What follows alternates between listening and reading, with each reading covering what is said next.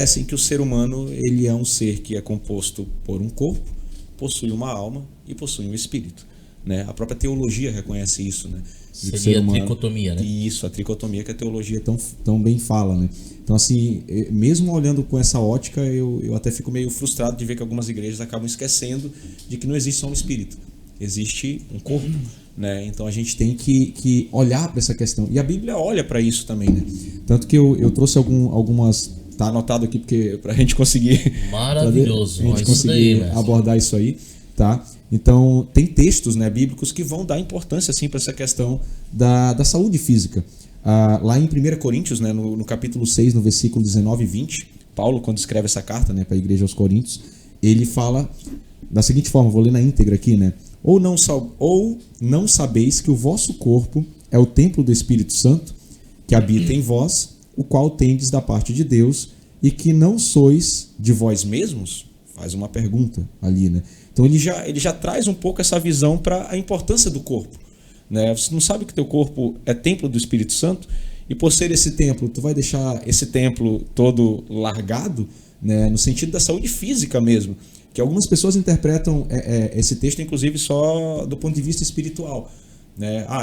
Por ser templo do Espírito Santo, eu vou ter que ter uma vida, não que não seja isso, pelo amor de Deus, eu estou dizendo que não é somente isso. Sim, né? Vou ter é que o ter uma vida de equilíbrio. leitura, vou ter que ter uma vida de oração. Sim, tem que ter uma vida de leitura, uma vida de oração, porém, também, vocês conseguem entender que uma vez que esse corpo adoece, eu não consigo manter uma boa vida de leitura da palavra, uma boa vida de oração.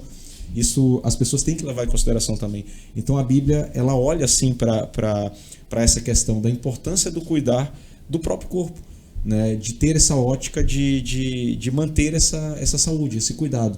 E falando de saúde do homem, né, a gente entra para um tabu maior ainda, né? Hoje, só para vocês terem uma ideia, não precisa nem fazer para ter a veracidade do que eu vou falar aqui agora, basta você visitar qualquer postinho de saúde, você vai conseguir ter a prova do que eu vou falar. 90% das pessoas que vão estar ali como paciente são mulheres.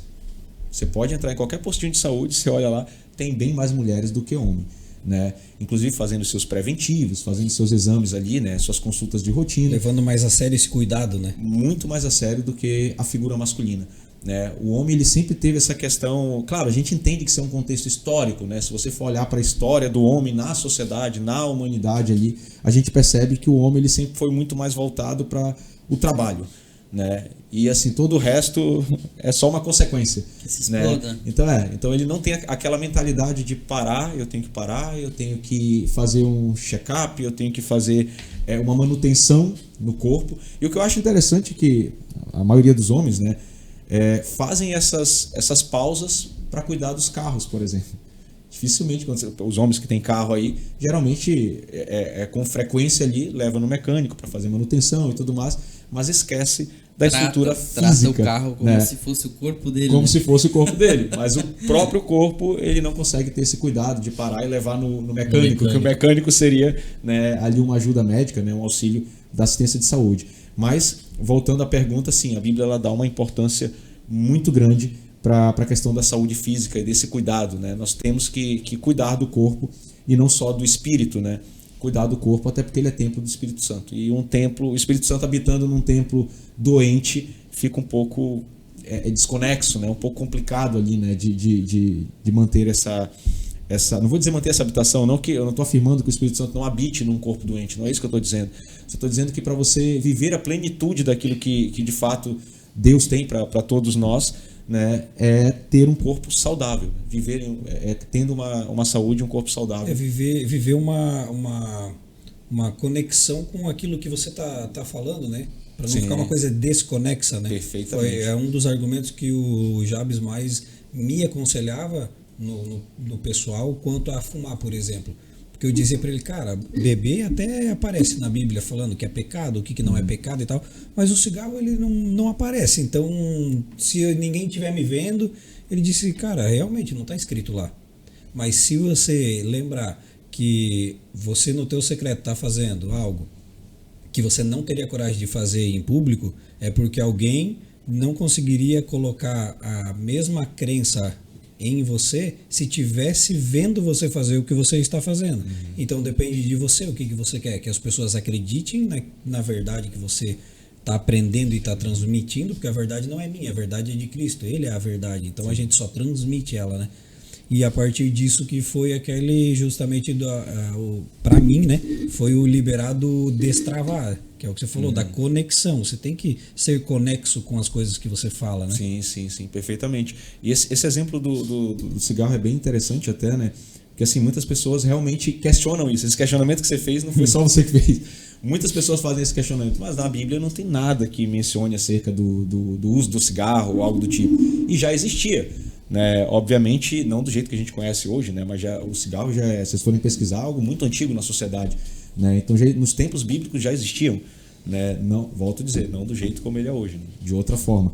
Só que porém a gente acaba caindo nisso aqui, uma vez que o indivíduo ele faz um consumo muito alto, seja do cigarro, do fumo ali, é obviamente que ele vai trazer malefícios ali pro corpo dele, né? Enquanto estrutura. Eu não preciso nem mencionar para vocês os diversos malefícios que o cigarro pode trazer para o organismo. Tá escrito.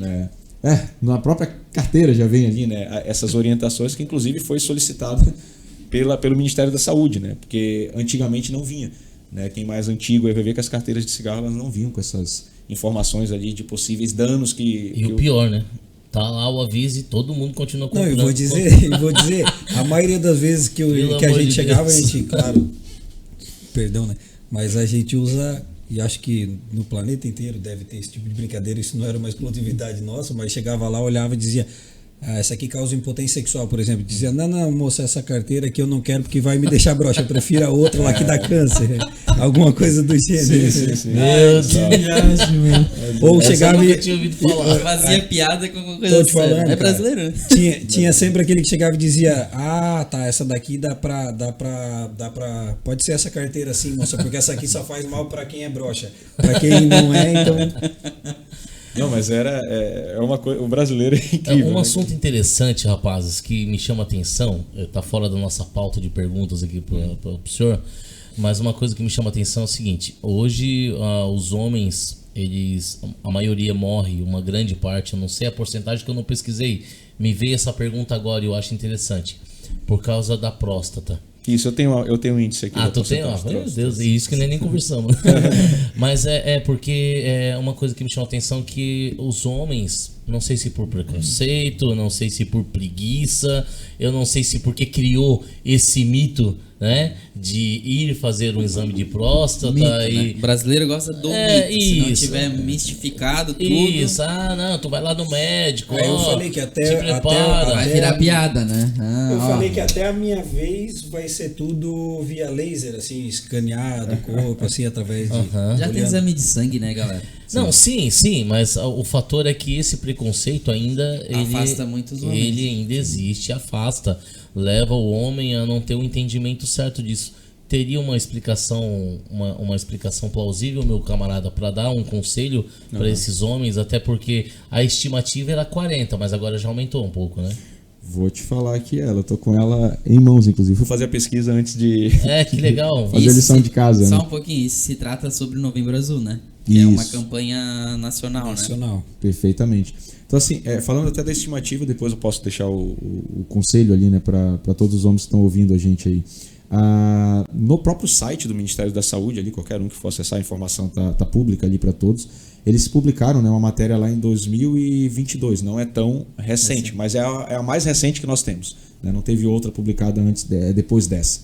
E o que acontece? Eles falam lá, né, que o câncer de próstata é o segundo tipo de câncer, nacionalmente, mais incidente na população masculina.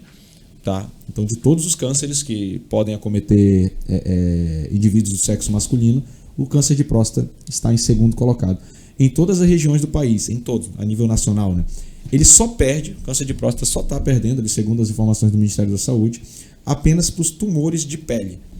Né? Câncer de pele. Nossa. Então, que é interessante até. Né? Interessante. As pessoas não imaginam isso, né? Que os homens estão morrendo com câncer de pele muito mais do que com câncer de próstata, né? Nossa, vou parar então, de assim, tomar só um braço.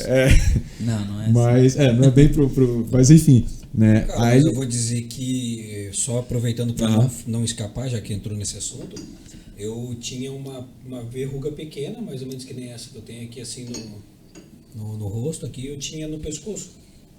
E logo que o meu menino nasceu, bebê, ele achava engraçadinho, então ele vinha aí, que as unhas de criança, de bebê, é uma navalha, né? Então ele veio uma vez ou duas e começou a sair sangue. E cada vez que uma roupa encostava, caía casquinha e sangrava, caía casquinha e sangrava. E assim ficou muito tempo, que pra mim era só uma verruguinha, até que um dia foi orientado pra gente ir nessas... como é que é? Pequenas cirurgias ali, né? Que é rapidinho mesmo, minutos tu tira tudo essas verrugas e tal. Quando a gente chegou lá, a médica primeiro ela avalia, deu uma olhada e ela disse assim, olha, não quero te assustar, mas eu preciso ser honesta com você. De todo o meu tempo de experiência na minha profissão, eu posso garantir para você que isso é um câncer. Eu só não sei se é maligno ou benigno. Eu falei, oi? Não, é uma verruga, moça, só meu menino... Ela falou, não, isso se tornou um câncer de pele, porque ficou com muita exposição a sol e a devidas... E eu vou fazer uma cirurgia, então uma verruga pequenininha assim, se tu olhar aqui no meu pescoço, tem uma baita de uma navalhada aqui. Ela falou, vou fazer mais largo e mais profundo, porque se for já está resolvido. E vou mandar para análise, para biópsia, para a gente ver que se não a gente vai tentar tratar e tal. Graças a Deus era benigno, tudo certo, mas o susto de tomar, justamente porque a gente não se preocupa. Para mim era só uma verruga e se tornou um câncer de pele exposto ao sol, só por causa da exposição ao sol. Isso é muito importante. E a próstata, então, ela é em segundo lugar. Segundo lugar. Aí ele até coloca aqui como os dados, né, que no Brasil estima-se que a quantidade é bem exorbitante, 71.730 novos casos de câncer de próstata por ano. Isso aqui é a estimativa deles, tá? A estimativa é que até 2025, até ano que vem, né, de 2023 até 2025, nesse triênio, né, nós vamos ter uma média de 71 mil novos casos.